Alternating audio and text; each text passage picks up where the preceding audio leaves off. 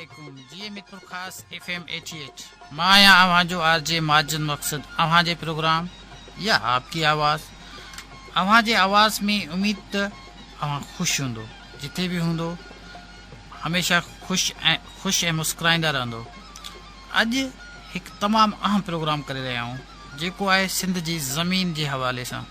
तो सिंध जो मानू पांजी एग्रीकल्चर ज़मीन छो तो पियो खपाए, छा लाइ पियो थो खपाए? सवाल ये है तो सिंध जा मानू पांजी ज़रे ज़मीन के विकणी छा था करण चाहें। तव्हांखे अंदाज़ो कोन्हे त असां जहिड़े तरीक़े सां पंहिंजूं ज़रई ज़मीनूं खपाए रहिया आहियूं। अगरि इहे ज़मीनूं ईअं खपंदियूं रहियूं त पोइ असांजे लाइ हिकिड़ी सिंध में खाइण पीअण जे शयुनि जी शॉर्टेज थी वेंदी, जेको हिकु अहम मसइलो सिंध जे लाइ थी सघे थो। ऐं इहो असां चाहियूं था त असांजा दोस्त इन ते कुझु पंहिंजो वीचार वञनि, कुझु असांखे ॿुधाइनि त इहे सिंध जा माण्हू सिंध जी ज़मीन छो खपाए रहिया आहिनि। अफ़सोस जी ॻाल्हि इहा आहे त असांजा माण्हू 2-3 करोड़नि में पंहिंजी ज़मीन जा एकड़ या खणी एकड़नि खां वधीक जेके आहिनि से उहे खपाइनि था ऐं उनखां पोइ उहा ज़मीन जेको बिल्डर वठे थो उहो अर्बन पे कमाए थो। असांजा माण्हू जेके घणो करे फैमिली में 5-7 जेकॾहिं ब्रादर्स हूंदा आहिनि उहे 2-3 करोड़ जेके आहिनि से लखनि में थी वेंदा आहिनि ऐं उहे 2-3 सालनि में खपी वेंदा आहिनि। पोइ उहे माण्हू वरी तकलीफ़ुनि में हूंदा आहिनि त उन्हनि ज़मीन बि खपाए छॾी, पोयां कुझु न हूंदो अथनि। तव्हां ॾिठो हूंदो, तव्हां मीरपुरखास रोड ते हलिया वञो, माना हैदराबाद रोड ते हलिया वञो, मिरवा रोड ते हलिया वञो, उमरकोट रोड ते हलिया वञो, तव्हांखे वॾियूं वॾियूं कालियूं थियूं नज़र अचनि। इहे माण्हू ज़मीनूं छो पिया था खपाइनि? ऐं अफ़सोस जी ॻाल्हि इहा आहे त जेकॾहिं कंहिं माण्हू खे तमामु घणी गुरबत आहे, तमामु घणो प्रॉब्लम आहे, तमामु घणा मसइला आहिनि, पोइ ज़मीन थोरी घणी जेकॾहिं माण्हू खे खपाइणी थी पए त उन सां को बिज़नेस स्टार्ट कयो न। बिज़नेस त हू को बि कोन था कनि, पर उहा पंहिंजूं ज़मीनूं जेके आहिनि उहे खपाए ऐं उनखां पोइ माना हिकिड़े पंहिंजे घर जा जेके एसिड्स आहिनि उहे खपाए ऐं उन मां गुज़ारो था कनि। ऐं तव्हांखे मां ॿुधाईंदो हलां त दोस्तो, ज़मीन हिकिड़ो उहो एसिड आहे, हिकिड़ी अहिड़ी प्रॉपर्टी आहे जंहिंजी कॾहिं क़ीमत घटि बि न आहे, पर हमेशह क़ीमत वधे थी पई। पर अफ़सोस आहे त असांजा माण्हू ज़मीन खे खपाइनि पिया। अॼु असां इन ते कुझु डिटेल सां ॻाल्हाईंदासीं ऐं उमेद त दोस्त इन ते पंहिंजो राब्तो करे ॻाल्हाईंदा बि सही।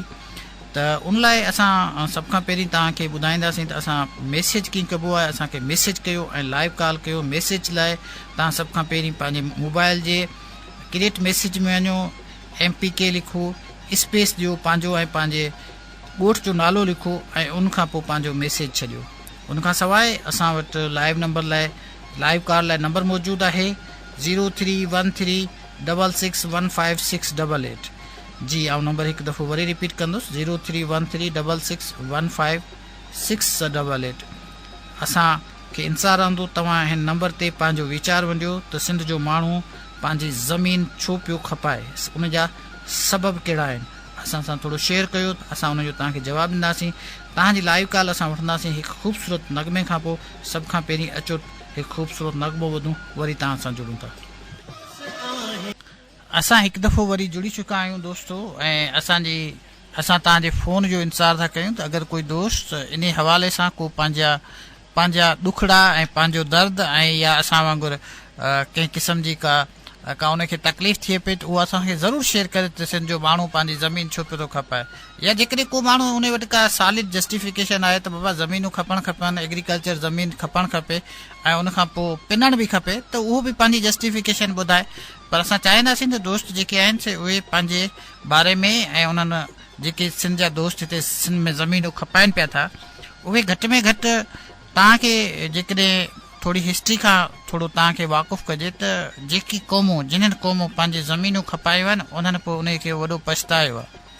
उन्हनि में सैरे फ़हिरिस्त जेका क़ौम अथव उहा फ़लस्तीन जी क़ौम आहे। उन्हनि पंहिंजूं ज़मीनूं जेके आहिनि से यहूदियुनि खे विकिणी ॾिनियूं आहिनि ऐं हाणे पिया था पथर भितर हणनि। जेकॾहिं तव्हां ईअं ज़मीनूं खपाईंदा वेंदो दोस्तो त पोइ असां वटि न सिर्फ़ु हिकु त जेका खाधे जी शॉर्टेज थी वेंदी, जंहिंखे फूड इनसिक्योरिटी चई सो, ॿियो वरी असां वटि जेके मसइला थींदा उहो असांजी डेमोग्राफी तब्दील थी वेंदी, असांजी शहरनि जी डेमोग्राफी तब्दील थी वेंदी। ऐं तव्हां धड़ो धड़ ज़मीनूं पिया था खपायो ऐं ज़मीन खपाइण जो बि को हिकिड़ो ऑब्जेक्ट हूंदो आहे त भई ज़मीन खपाए। असां जेकॾहिं 2 एकड़ खपाया आहिनि, उहो 2 एकड़ खपाए उनखे वरी कंहिं बहितर कारोबार लाइ इस्तेमालु कजे। पर अफ़सोस इहो आहे जो को बहितर कारोबार असांखे हुननि माण्हुनि जो नज़र कोन थो अचे ऐं ज़मीन खे बि हू जीअं जहिड़े तरीक़े सां करणु घुरिजे ओड़े तरीक़े सां हू कनि कोन था, तंहिंजे करे हुननि खे उपत नथी मिले ऐं जॾहिं हुननि खे उपत नथी मिले त पोइ हू परेशान था रहनि। ऐं ज़ाहिरी ॻाल्हि आहे जेकॾहिं तव्हां ज़मीन ते महिनत न कंदो ऐं जेकी शयूं स्टैंडर्ड आहिनि उन्हनि खे तव्हां इस्तेमालु न कंदो, हिकिड़ी काटन जेका 50 मण ताईं 55 मण ताईं लहे थी पई, उहा जेकॾहिं तव्हांजी 15 मण लहंदी त ज़ाहिर तव्हांजो ख़र्चो कोन निकिरंदो। हिकिड़ी जेका कणिक आहे उहा जेका आहे सा 100 मण ते निकिरे थी, पर तव्हांजी कणिक जेकॾहिं 20 मण ते निकिरंदी त इन में फॉल्ट ॿिए कंहिंजो न आहे, इन में फॉल्ट तव्हांजो पंहिंजो आहे। सो जेके माण्हू इहो सोची था चवनि त ज़मीन जी का हैसियत कोन्हे, उन्हनि खे पंहिंजो पंहिंजे रवैये ते रिव्यू करणो पवंदो त भई ज़मीन जी छा हैसियत आहे ऐं ज़मीन इंसान ऐं धरती जे लाइ ऐं इंसान ख़ासि करे उहे माण्हू जेके इंडिजिनियस आहिनि उन्हनि जे लाइ केतिरी इम्पोर्टेंस रखे थी। पर अफ़सोस का ख़बर कोन थी पए मूंखे। मां इहा ॻाल्हि वरी रिपीट थो कयां, तव्हां हैदराबाद रोड ते चढ़ो, अहिड़ा माण्हू मूं ॾिठा आहिनि जेके जिन्हनि जूं कमर्शियल ज़मीनूं तमामु वॾे तादाद में माना 100 जे एकड़नि में उन्हनि खपाए छॾियूं आहिनि, उते कॉलोनियूं ठही वियूं आहिनि।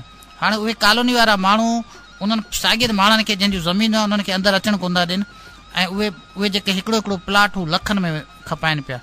हिननि 2-3 लखनि में जेके आहिनि से पूरियूं ज़मीनूं खपाए छॾियूं आहिनि, हाणे हू टुकड़ा टुकड़ा जेके आहिनि से प्लाटिंग करे लखनि में खपाइनि पिया था।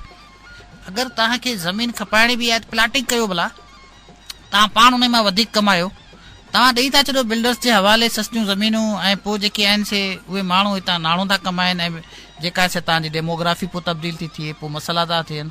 त सिंध जे माण्हुनि खे सोचणु खपे, ख़ासि करे उहे माण्हू जिन्हनि माण्हुनि में इन क़िस्म जी ज़राया मौजूदु आहिनि, जिन्हनि वटि ज़मीनूं मौजूदु आहिनि ऐं उहे ज़मीनूं जेके आहिनि से उहे विकिणी ऐं उन खां पोइ जेके आहिनि से वरी पंहिंजी हिकिड़ी मिज़रेबल लाइफ ऐं तकलीफ़ुनि वारी लाइफ उहे गुज़ारनि था ऐं उन्हनि जी ज़िंदगी में वरी तव्हां ॾिसंदो त पोइ वरी उहे साॻिया मसाइल, साॻिया प्रॉब्लम, साॻियूं शयूं उहे अची थियूं वञनि।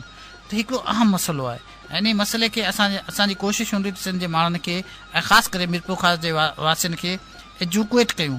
असांजो प्रोग्राम यकीननि स्ट्रीमिंग ते वञे थो, दोस्त किथे किथे जिथे किथे इनखे ॿुधंदा हूंदा, उन्हनि माण्हुनि खे बि पंहिंजो रोल अदा करणु खपे त जेका सिंध जी ज़मीन आहे उन ते घटि में घटि थोरी सेंसिटिव हसासियत हुजे, उनखे ईअं न खपाइजे।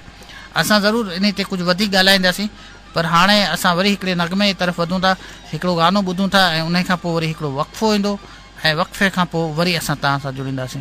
त अचो त पहिरीं नगमो ॿुधूं।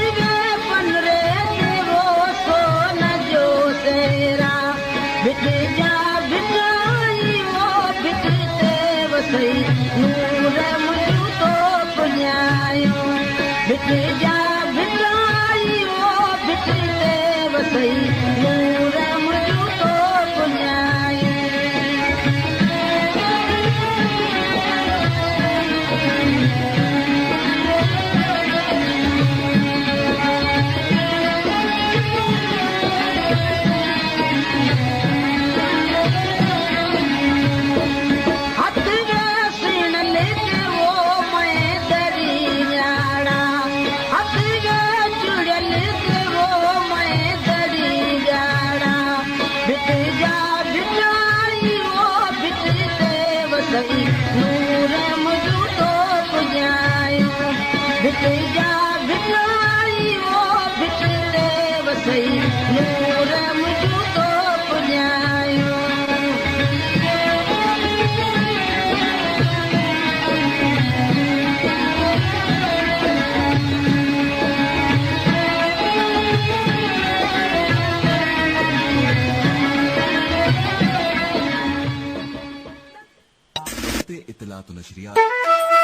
तहजीब व सकाफत से सजी सिंध की मेहमान नवाज धरती, जिसकी फजाओं में रची बसी है बन के मोहब्बत का साज। GAFM 88 की आवाज। GAFM 88 नेटवर्क, सिंध की आवाज।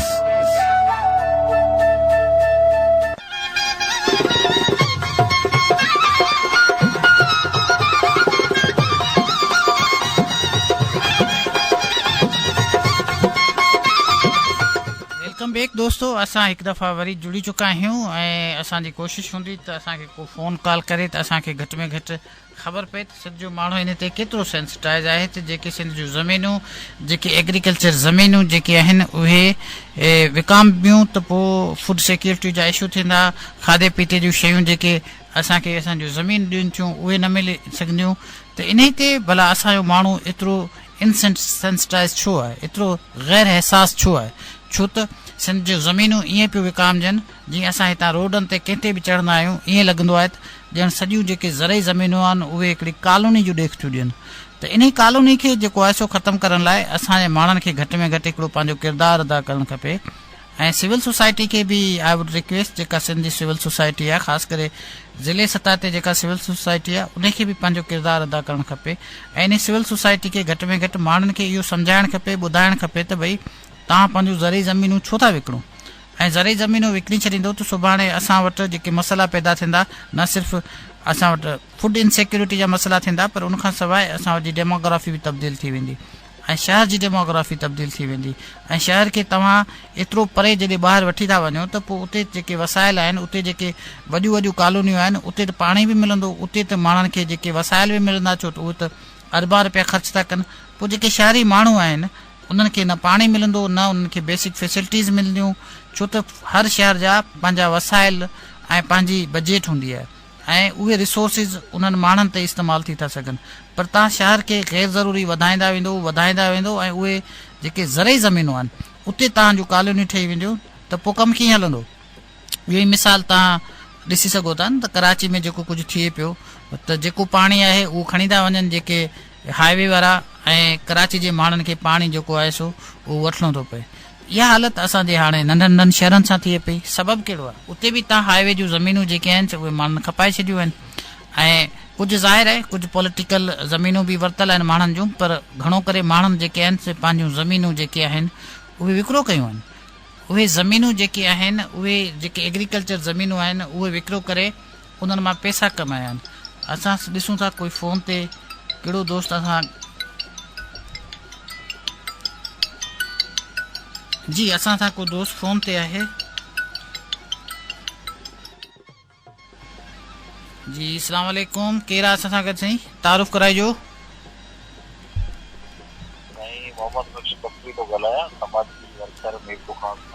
जी साईं, कपरी साहब छा चवणु चाहींदो? सर तव्हांजो प्रोग्राम हुयो, शायदि थोरो आवाज़ न पे आयो सवले नमूने सां। जी असांजो जेको प्रोग्राम आहे मेनली जेका असांजी ज़रई ज़मीनूं आहिनि उहे माण्हू खपाईंदा था वञनि, इन जो तव्हांखे सबबु छा थो नज़र अचे, छो था पिया खपाइनि, कहिड़ो रीज़न थो नज़र अचे, ऐं तव्हांजे साम्हूं छा आउटलुक आहे मित्र ख़ासि जी? थोरी इन ते रोशनी विझो। सर ज़रई ज़मीनूं हाणे असीं मतिलबु ॾिसूं था त मोस्टली जेके वराड़ियुनि में ज़रई ज़मीनूं आहिनि से उर्दू, सिंधी ऐं मुख़्तलिफ़ ॿोलियूं ॻाल्हाईंदड़ माण्हुनि जूं आहिनि, ऐं हिकिड़े वॾे अरसे खां ज़मीनदारी थींदी बि अचे पई। ज़मीनदारी मां माण्हू कॾहिं कॾहिं बेज़ार बि माना ॾिठा विया आहिनि। ॿोलियूं ऐं हिन क़िस्म जो बरसातूं ऐं हिन क़िस्म जो जेको थिए थो फसलनि जा सही नमूने सां अॻिते न मिलण। हा, तव्हां थोरो आवाज़ थोरो ज़ोर सां जेकॾहिं ॻाल्हाईंदो त आवाज़ तव्हांजो घटि पियो अचे। जी जी जी आवाज़ अचे पियो? हा हाणे अचे पियो। हा मतिलबु ॾिसूं था त जेके ज़मीनूं आहिनि असांजे सिंध में ख़ासि तौर ते उनमें हिकिड़ा अहिड़ा इलाइक़ा आहिनि जंहिंमें ॿोॾनि जा नुक़सान आहिनि, पेस्टिसाइड, बाण, इन क़िस्म जूं शयूं जेके आहिनि उहे इस्तेमालु थियनि थियूं। ऐं बचत खे वरी अगरि ॾिसंदासीं त उहे बचत वारो जेको आहे कमु उहो थोरो उन हिसाब सां न आहे, घटि आहे। ऐं पोइ नंढी ज़मीनदारी वॾी ज़मीनदारी बि मैटर करे थी। ऐं वरी पूछड़ी टेल एंड ऐं वरी जेके मथे वेठल आहिनि ज़मीनदार जेके वाहुनि ते या दरियानि जे किनारनि सां जेके असांजा कैनाल आहिनि, इहे मुख़्तलिफ़ सबब आहिनि मतिलबु ज़मीनदारी जे शौक़ जा बि ऐं ज़मीनदारी खां डिसर्ट थियण जा बि। पर आउं वरी हिकिड़ी ॿी शइ ते तव्हांजो ध्यानु छिकाईंदुसि, जेको माना मीरपुर ख़ास जे आस पास पाण हिकिड़ो शइ जेको हिकिड़ी शइ ॾिसूं पिया, उहो तेज़ी सां जेके असांजूं ज़रई ज़मीनूं आहिनि उहे कन्वर्ट थियनि पियूं कमर्शियल ऐं कॉलोनियुनि जी ज़मीननि में। जी जी उहे कॉलोनियूं थियनि पियूं ऐं उते जेको आहे सो तेज़ी सां कॉलोनियूं कटिजनि पियूं। उहो कमर्शियल लैंड हाणे उहो हिकिड़ो स्टेटस आहे, वरी उहो रेवेन्यू में वञी उनजो स्टेटस तब्दील कराइणो पवे थो। उन ते बि हिकिड़ो क्वेश्चन मार्क लॻाए त उहो अलाए स्टेटस तब्दील थिए बि पियो या नथो थिए। उहा ज़रई ज़मीन ते ई कॉलोनियूं ठहनि पियूं, छो जो उन स्टेटस जी तब्दीली बि हिकिड़ो वॾो लेंथी प्रोसेस आहे ऐं उनजी बि हिकिड़ी फीस आहे तमामु चङी काशी। पर हाणे उहो ज़ाहिर आहे उहा त इंतिज़ामिया खे ॾिसणु खपे।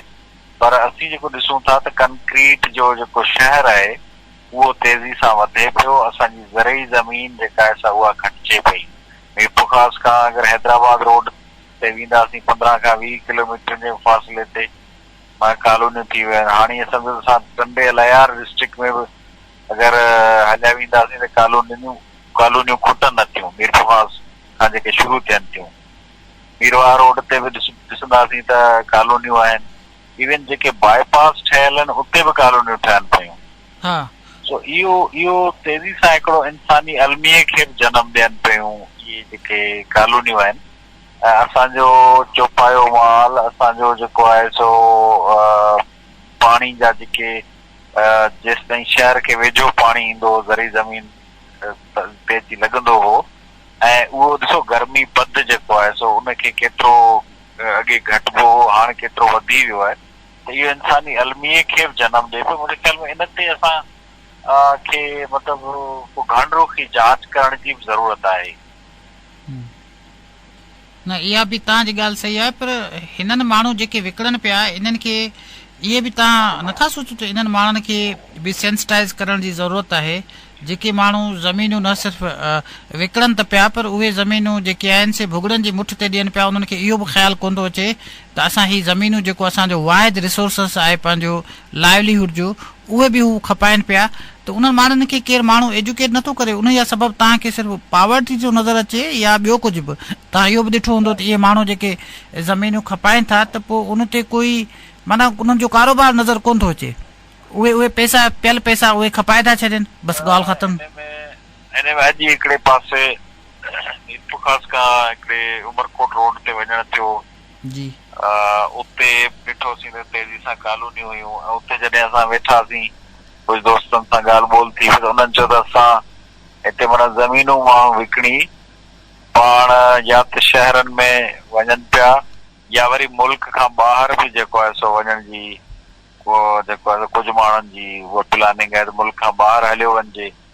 ऐं असां वटि बदकिस्मती त हाणे इहा आहे न त असांजो जेको फसल आहे उहो एतिरो अघु करे कोन थो।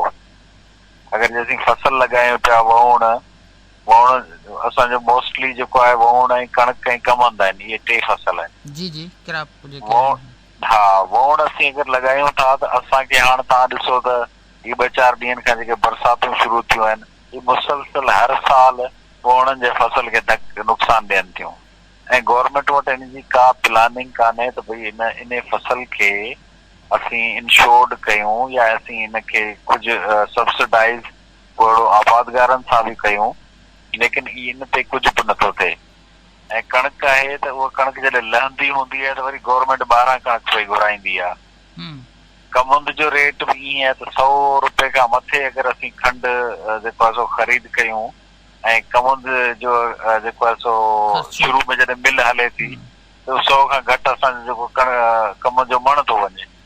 त हाणे हुकूमतनि खे इन ते मुंहिंजे ख़्याल में ख़्यालु करणु खपे। गुरबत त आहे, पॉवर्टी आहे, माण्हू फसल जे हवाले सां पंहिंजी गुरबत खे उहो दोस्त जी हिकु ॾाढी ज़बरदस्त सुठी ॻाल्हि कई यार फसलनि खां त असीं हिन क़िस्म जा पका घर असीं कोन ठाहे सघूं हा। इहे असां 2 एकड़ ॿनी जा विका आहिनि, हिन करे असांजो इहो पको घर बि ठहियो आहे। मतिलबु इहे वाकई इहे शयूं बि आहिनि, इन्हनि ते बि सोचण जी ज़रूरत आहे। पर असीं चऊं था स्टेट किथे आहे? हा, स्टेट त पंहिंजो इहा ॻाल्हि त मोहम्मद बख़्श आउं तव्हां सां 100% एग्री थो कयां त स्टेट बिल्कुलु नज़र कान थी अचे। पर ॾिसो न जेके एसिड्स हूंदा आहिनि न उन एसिड मां एसिड ठहंदा आहिनि। कुझु जेके जीअं तव्हां जेकॾहिं मिसाल वठो पंजाब में त उते जाम शयूं आहिनि जेके थियनि थियूं पियूं। पाणी तव्हां वटि न आहे त तव्हां ड्रिप लॻाए सघो था। ऐं जेकॾहिं ॿिया ख़ासि करे जेके मसइला आहिनि, ख़ासि करे हीअ जेके कैटास्ट्राफी अचे थी, को फ्लड अचे थो, उन जे लाइ त सवाइ गवर्नमेंट जे ॿी का शइ न आहे। पर ॿिए जेके नंढा वॾा जेके नुक़सान अचनि था उन्हनि में त उहे नुक़सान जेके आहिनि से जेकॾहिं ज़मीनदार आबादगार माजिद साहब असां गवर्नेंस खे असीं बहितर कंदासीं न त गवर्नेंस पंजाब जी अगरि गवर्नेंस खे असीं ॾिसंदासीं ऐं सिंध जी गवर्नेंस खे ॾिसंदासीं, पंजाब जो माण्हू छो नथो बनियूं विकिणे? उते त को 200-400 एकड़ जो ज़मीनदार बि तव्हांखे मुंहिंजे ख़्याल में 15-20-40 किलोमीटरनि ताईं बि कोन मिलंदो। न सभु 5-7-8-10 एकड़ वारा ज़मीनदार आहिनि ऐं उहे ख़ुशहाल आहिनि, उनजी ज़मीनूं सभु शादाब आहिनि। हाणे त तव्हां सिर्फ़ु ॾिसो पाण कंहिं बि नेशनल चैनल खे खोलियूं था टीवी ते त असांखे पंजाब जा एग्रीकल्चर जा लाइव स्टॉक जा केतिरा इश्तिहार नज़र अचनि था। ठीकु आहे साईं, उते हू कमु कनि था बाक़ाइदा। अगरि जे हाणे हिकिड़ो हुननि जो लाइव स्टॉक में असांजो हिकिड़ो दोस्त आहे जेको उते कमु थो करे, हू चए थो त असां वटि लाइव स्टॉक में 12 अहिड़ा नंढा खाता आहिनि जेके जानवरनि जी नस्ल ऐं अफ़ज़ाइश ते कमु था कनि। 12 अंदरि माना हिकिड़ा अंदरि जेके नंढा सभु जेके डिपार्टमेंट आहिनि। हाणे असांजी तव्हां लाइव स्टॉक डिपार्टमेंट खे ॾिसी वठो ऐं हुननि जी लाइव स्टॉक डिपार्टमेंट खे हू ब्रीडिंग ते कमु पिया कनि, हू ॿाहिरियां जिन्सूं खणी अची त हाणे हू ज़मीनदार खे उन्हनि अल्टरनेट बि त फराहम कयो न लाइव स्टॉक जी सूरत में, पोल्ट्री जी सूरत में। असां वटि त हिते ख़ैर लॻी पई आहे, असां वटि त को वॾेरो उनजो जेको आहे को मिनिस्टर थी थो वञे ऐं उहो उल्टो असांजे लाइव स्टॉक जे ऑफिसरनि खां भत्ता ऐं चंदा। पर हाणे इहे ॻाल्हियूं ख़बर न आहे केतिरियूं करणु खपनि या न खपनि पाण खे, लेकिन असांजी गवर्नेंस ते इहे क्वेश्चन मार्क आहे। ऐं हुते उहो साॻी पाकिस्तान जो ई हिसो आहे न, असांखां हितां घणा किलोमीटर 1000-1200 किलोमीटर ते पंजाब हूंदो, उते तब्दीली आहे, हिते छो कोन्हे? असांजे जेको आहे न पंहिंजो गवर्नेंस जे उनखे पंहिंजे डायरेक्शन खे सही करणो पवंदो। असांखे पंहिंजे हिकु पहिरीं त असांखे पंहिंजे वोट जो तरीक़ो बहितर करणो पवंदो। अगरि वोट उहो असांजो अलाए कीअं थो वञे, लेकिन उनखां पोइ जे अगरि गवर्नेंस बहितर थी थिए न त live stock department, agriculture department, हाणे तव्हां जॻह जॻह ते असीं पढ़ंदा हुआसीं त ज़रई कारकुन तव्हांजो सॼण ई साथी आहे, उहो आहे किथे? असांजा इहे माना हिकिड़ो सुवाल जनम वठे थो न। एक्सटेंशन जो डिपार्टमेंट ई कोन्हे, सही था चओ। आहे किथे? उहो अची कोन थो ॿारनि में साईं। फील्ड असिस्टेंट नाले माण्हू हिकिड़ो हूंदो हो जेको अची आबादगार खे ॿुधाईंदो। हाणे त असां वटि कंपनियुनि जा माण्हू आहिनि, पेस्टिसाइड कंपनियुनि जा माण्हू आहिनि त भई तव्हां फलाणी दवा लॻायो, फलाणी जेको पंहिंजो बिज़नेस मार्केटिंग था कनि। ज़ाहिर आहे इहो सॼो जेको ट्रिकल डाउन इफेक्ट आहे न, इहो असांजे ज़मीनदार ते पवंदो। ज़मीनदार जेको आहे सो बदज़न थींदो, बदज़न थी चवंदो मूंखे अगरि 5 करोड़ रुपया मिलनि था त आउं हुन मां छो न को ॿियो को वञी को दुकान शहर में लॻायां या ॿाहिरि मुल्क ते हलियो वञा, हुते ॿारनि खे वञी पढ़ायां। ऐं ज़मीनदारी मतिलबु असीं डिसाइड कोन था कयूं, असांजे जेके ॿुधंदड़ ॿिया बि दोस्त आहिनि, पर असीं चऊं था त पंहिंजो असांखे हिकिड़ो त घनरूखी जेका आहे सा प्लानिंग करणी पवंदी ऐं असांखे पंहिंजो वोट जो जेको रवैयो आहे उनखे बि तब्दील करणो पवंदो। असांजी डिमांड खे बि असीं पंहिंजो सॉलिड बनाईंदासीं। डिमांड ऐं सप्लाई वारो जेको तरीक़ो आहे न, असीं डिमांड कयूं छा था पंहिंजे चूंडियल नुमाइंदनि सां। असां कॾहिं एग्रीकल्चर जी मार्केटिंग, एग्रीकल्चर जे हवाले सां एग्रीकल्चर डिपार्टमेंट जी बहितरी जी ॻाल्हि कंहिं चूंडियल नुमाइंदे वटि तव्हां न ॿुधी हूंदी अॼु ताईं। हा, उहा उन्हनि जी प्रायोरिटी कोन रही आहे। मोहन बख्श, तव्हां ॾाढियूं काराइतियूं ॻाल्हियूं कयूं। असां वटि टाइम थोरो शॉर्ट आहे। इनशाला तव्हां सां हिकु दफ़ो वरी बि तव्हां जेकॾहिं फ़ोन कई त तव्हां पंहिंजा वीचार वंडे सघो था। असांजा मुसलसल प्रोग्राम अचनि था पिया ऐं तव्हां ॾाढियूं भलियूं ॻाल्हियूं कयूं। उमेद असांजा जेके ॿुधंदड़ आहिनि, सामीन आहिनि, इन खे पंहिंजे ज़हन में रखंदा ऐं असां इन ते वधीक पोइ वरी कंहिं ॿिए दोस्त खे जेको आहे सो मौक़ो ॾींदासीं त उहो बि ॻाल्हाए। तव्हांजी महिरबानी।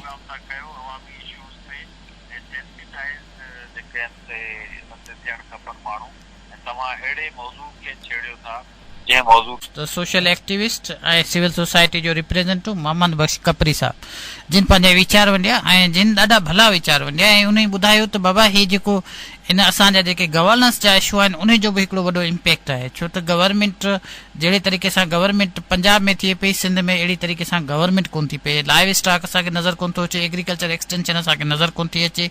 पाणी जा जेके मसइला आहिनि उन में हुकूमत जेका आहे सियासी बयान त ज़रूरु ॾिए थी, पर उन जी का हिकमत अमली नज़र कोन थी अचे।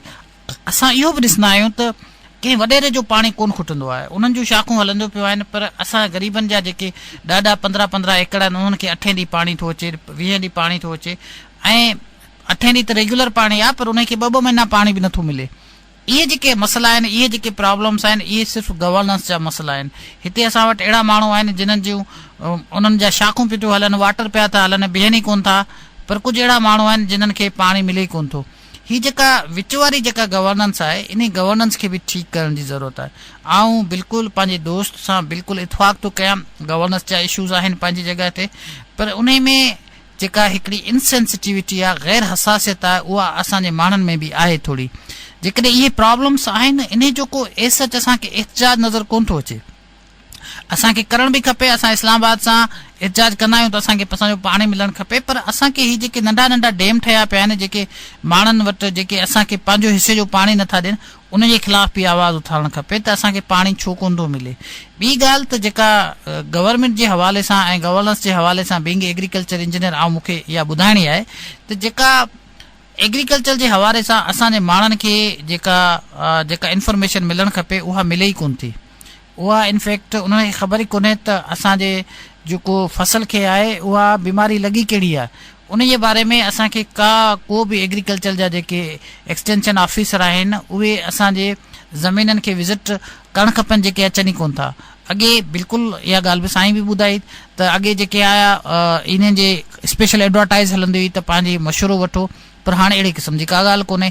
ऐं उनजो सबबु इहो थिए थो त आबादगार पंहिंजे हवाले सां पंहिंजी ॿनी जो हिकिड़ो जेका मैनेजमेंट करे थो, पोइ उहा मैनेजमेंट जे हवाले सां उन्हनि जी मैनेजमेंट में कुझु शयूं कचूं रहिजी थियूं वञनि, कुझु कसी ज़मीन रहिजी थी वञे, कुझु मैनेजमेंट सही कोन थी थिए, कुझु पाणी जा मसइला था रहनि, कुझु जेके दवाऊं उन्हनि ते इस्तेमालु थियूं थियनि थियूं उहे इनएप्रोप्रिएट थियनि थियूं, उहे सही दवाऊं इस्तेमालु कोन थियूं थियनि।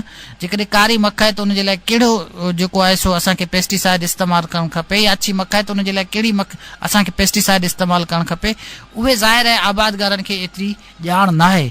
उहा हुकूमत जो कमु आहे त उन्हनि खे प्रॉपर नॉलेज मिलणु खपे, प्रॉपर इंफॉर्मेशन मिलणु खपे, त जीअं हुननि माण्हुनि खे जेको आहे सो सही तरीक़े सां एग्रीकल्चर जे बारे में इंफॉर्मेशन मिले। असांजो अॼोको प्रोग्राम साईं हिते ख़तमु थो थिए। असां जुड़ंदासीं तव्हां सां इंशाअल्लाह ख़मीस जे ॾींहुं हिकु दफ़ो वरी कंहिं ॿिए मौज़ू सां गॾु। तेसीं ताईं पंहिंजे दोस्त खे इजाज़त ॾिजो। आख़िर में तव्हांखे हिकिड़ो ख़ूबसूरत नगमो था ॿुधायूं, अचो त नगमो ॿुधो।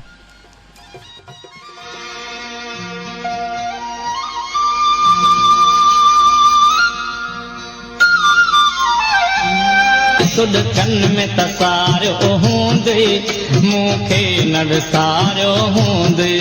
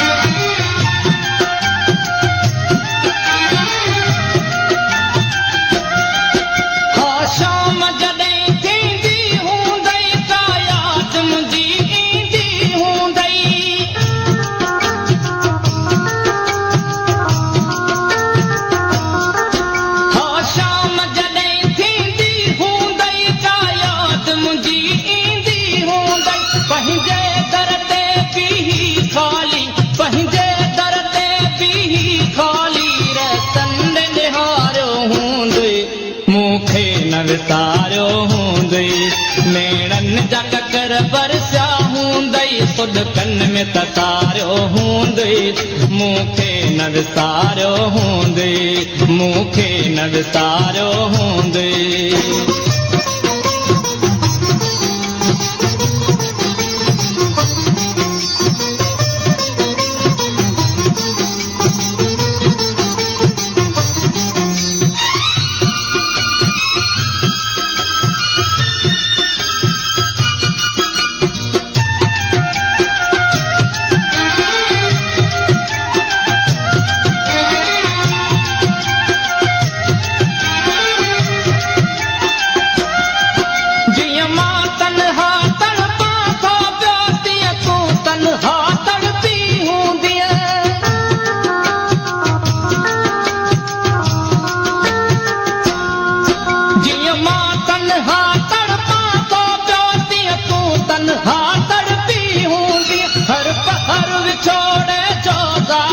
हर पहर विछोड़े जो ज़ालिम सूरन में गुज़ारियो हूंदई मूंखे न विसारियो हूंदई नेणनि जा ककर बरसिया हूंदई सुॾकनि में तसारियो हूंदई मूंखे